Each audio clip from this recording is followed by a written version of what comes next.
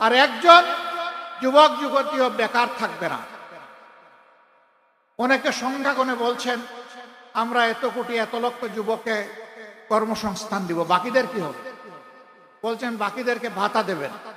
আমরা আমাদের যুবকরা কারো কাছ থেকে বেকার ভাতা গ্রহণ করুক তা দেখতেও চাই না, শুনতেও চাই না।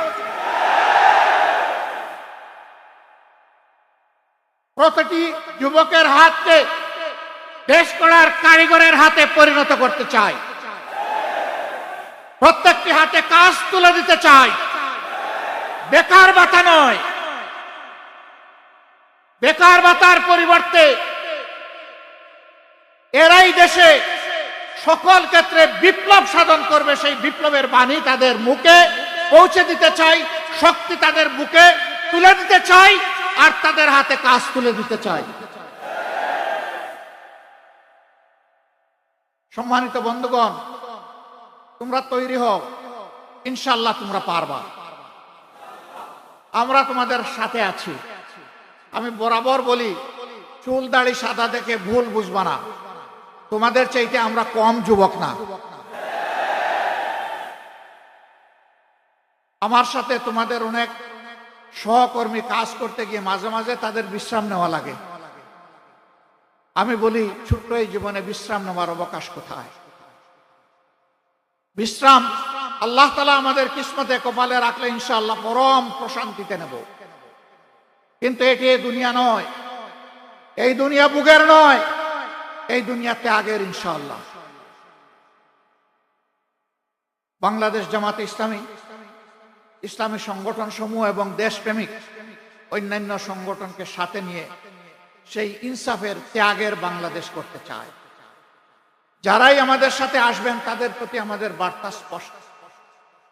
নাম্বার 1, আপনি দুর্নীতি করতে পারবেন না, আর কোন দুর্নীতিবাজকে আপনি প্রশ্রয় দেবেন না।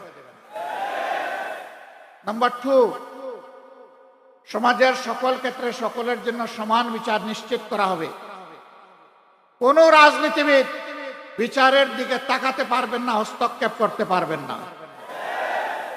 নাম্বার 3, সকল জঞ্জালের কবর রচনা করার জন্য জনগণ যে সংস্কারের দিকে তাকিয়ে আছে, সেই সংস্কারের সমস্ত সুপারিশমালাকে বাস্তবায়ন করার প্রতিশ্রুতি দিতে হবে। এই 3 প্রতিশ্রুতিতে যারা একমত হবেন, মোস্ট ওয়েলকাম, আসেন আমরা সবাই মিলে দেশ গড়ব। শহীদি চাদরে রক্ত মোড়ানো প্রিয় সংগঠন বাংলাদেশ ইসলামী ছাত্র শিবিরের 2025 সালের কেন্দ্রীয় সদস্য সম্মেলনের সম্মানিত সভাপতি, আমাদের কলিজার টুকরা কাফেলা বাংলাদেশ ইসলামী ছাত্র শিবিরের কেন্দ্রীয় সভাপতি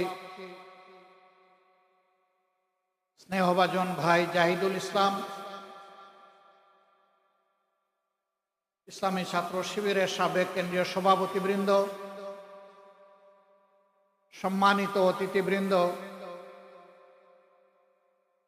ফরেন গেস্ট অ্যান্ড ডিগনিটারিজ,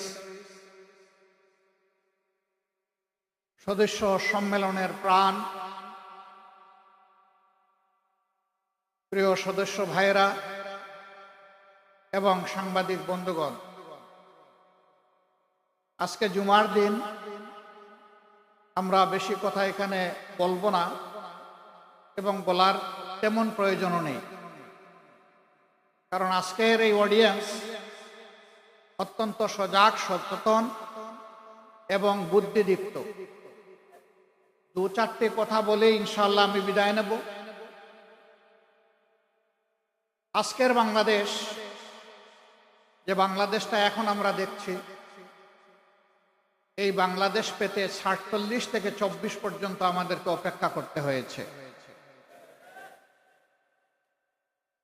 বাংলাদেশকে এই পর্যায়ে আসতে ঢাকা বিশ্ববিদ্যালয়ের মেধাবী ছাত্রনেতা শহীদ আব্দুল মালিক থেকে শুরু করে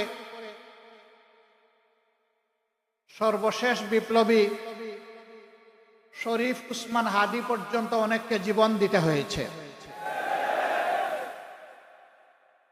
যুগে যুগে দেশের জন্য, দিনের জন্য লড়াই করে যারা জীবন দিয়েছেন, দেশে কিংবা প্রবাসে যেখানেই হোক, মহান রবের দরবারে দোয়া করি আল্লাহ তাদেরকে মর্যাদাবান শহীদ হিসাবে কবুল করুন। আমরা তাদের জীবন এবং রক্তের কাছে ঋণী। তাদের সাথে আরো যারা লড়াই করে আহত এবং পঙ্গুত্ব বরণ করেছেন, আমরা তাদের প্রতি গভীর শ্রদ্ধা নিবেদন করছি। সুপ্রিয় ছাত্র সমাজ, বাংলাদেশ ইসলামী ছাত্র শিবির আজ শুধু একটি সাধারণ ছাত্র সংগঠন নয়, কার্যত ২৪-এর বিপ্লব পরবর্তী এই সময়ে বাংলাদেশের আপামর ছাত্র সমাজ তাদের অন্তরের ভালোবাসা দিয়ে এই সংগঠনকে গ্রহণ করার মধ্য দিয়ে এই ম্যান্ডেট দিয়েছে আজ ছাত্র শিবিরকে ছাত্র সমাজের অভিভাবকের দায়িত্ব পালন করতে হবে। আমাদের প্রতিটি শিক্ষা প্রতিষ্ঠানকে চরিত্র গঠন, নৈতিক শিক্ষা, আধুনিক শিক্ষা এবং গবেষণার উর্বর ক্ষেত্রে পরিণত করতে হবে। দুঃখের বিষয় ৫৪ বছর ছাত্রদের হাত থেকে কলম কেড়ে নেওয়া হয়েছিল। কোমলমতি ছাত্রদেরকে বিভ্রান্ত করে তাদের হাতে অস্ত্র তুলে দেওয়া হয়েছিল। শিক্ষা প্রতিষ্ঠানগুলো মিনি ক্যান্টনমেন্টে পরিণত হয়েছিল। আমাদের মেয়েদের ইজ্জতের কোনো গ্যারান্টি ছিল না, ছাত্রদের জীবনের কোনো গ্যারান্টি ছিল না, তাদের ক্যারিয়ারের কোনো গ্যারান্টি ছিল না। তাদেরকে এই সমস্ত শিক্ষা প্রতিষ্ঠানে পাঠিয়ে মা বাবা সবসময় উদ্বেগ উৎকণ্ঠায় থাকতেন। সেই কালো অধ্যায় আজকে বিদায় নিতে শুরু করেছে, কিন্তু কালো ছায়া এখনো জাতির উপর থেকে যায়নি। এই কালো ছায়াকে খতম করা পর্যন্ত আমাদের লড়াই, ছাত্র শিবিরের লড়াই অব্যাহত রাখতে হবে। আর যাতে শিক্ষা প্রতিষ্ঠানে কলমের বদলে অস্ত্র হাতে না উঠে, মাদকের বোতল হাতে না উঠে, মেয়েদের নিয়ে কোনো ধরনের বাড়াবাড়ি করা না হয়, আমাদের মায়েরা মেয়েরা শান্তি এবং নিরাপত্তার সাথে তারা যাতে লেখাপড়া করতে পারে, প্রতিটি ছাত্র যাতে তার মেধা বিকাশের জন্য উৎসাহ নিয়ে ঝাঁপিয়ে পড়তে পারে, সেই পরিবেশ সৃষ্টি করার প্রধান দায়িত্ব আজকে ইসলামী ছাত্র শিবিরের উপর অর্পিত হয়েছে। আর ছাত্র শিবিরের জন্ম হয়েছে এই জন্যে যে এরা জাতিকে চরিত্রবান, দেশপ্রেমিক, মেধাবী, আগামী দিনের নাগরিক এবং কারিগর তৈরি করে জাতিকে উপহার দেবে। আগামী দিনের দায়িত্ব নেওয়ার জন্য এই ছাত্র সমাজকে আজকে প্রস্তুতি নিতে হবে। আমরা জীবনের একটা পর্যায়ে চলে এসেছি, আমরা যা পেরেছি লড়াই করেছি, বাকি লড়াইয়ের এই রুমাল, এই রিলে রেসের শেষ ডেস্টিনেশন পর্যন্ত শক্ত করে হাতে ধরে সামনের দিকে তোমাকে দৌড়াতে হবে। তুমি সেই ছাত্র শিবির। আজ ছাত্র শিবিরের কাছ থেকে মানুষ যদি হতাশ হয়, যাওয়ার বিকল্প কোনো ঠিকানা এখনো তৈরি হয় নাই। এটি ছাত্রীদের আস্থার ঠিকানায় পরিণত হয়েছে আল্লাহর অশেষ মেহেরবানিতে। এই সম্মান, এই দায়িত্ব উপলব্ধি করে ছাত্র শিবিরের প্রতিটি কর্মী সমর্থককে নিজেদেরকে গড়তে হবে এবং তার সহপাঠীদেরকে গড়ার জন্য দায়িত্ব নিতে হবে। আমরা দেখতে চাই আর কোন শিক্ষা প্রতিষ্ঠানকে, কোন শিক্ষককে অপদস্থ করা হবে না, বরঞ্চ ছাত্র এবং শিক্ষকের সম্পর্ক হবে পিতা পুত্রের সম্পর্কের মতো। আমরা সেই পরিবেশটাই দেখতে চাই। অতীত দিনগুলোতে অনেক বেদনাদায়ক দৃশ্য আমরা দেখেছি। এই কাজ যারা করেছেন তারা নিন্দিত হয়েছেন। আবার এই কাজের পুনরুত্থান বাংলাদেশের ছাত্র সমাজ বরদাস্ত করবে না। প্রিয় শিবির, তোমাদের কাঁধে অসংখ্য শহীদের লাশ, আর তোমাদের কাঁধে 18 কোটি মানুষের প্রত্যাশার বোঝা। আল্লাহ তাআলা এই বোঝা তোমাদের জন্য হালকা করে দিন। এই বোঝা বহন করার শক্তি তোমাদেরকে দান করুন।